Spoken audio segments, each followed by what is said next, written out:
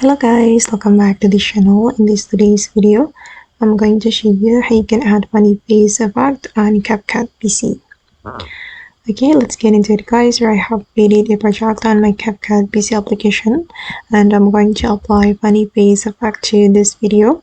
First of all, we need to go to the effects menu right here guys. Go to the effects menu and then you're going to select the body effect. In this body effect, you're going to select the funny faces category, this one, and here you'll be able to get funny faces effect for your video. And then don't forget to download the effect before you apply it to your video. I'm going to download all these effects. Okay, and the first one I'm going to apply this embraced face.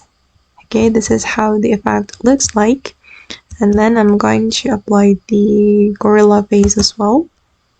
Okay, I'm going to apply it right here, and you will be able to combine two effects together like this. I'm going to add big mouth effect as well, and let's see the combination. Okay, like this. Okay guys, and that's all the way to add funny face effect to our video on CapCut. I hope this tutorial will be useful for you. Thank you so much for watching and bye.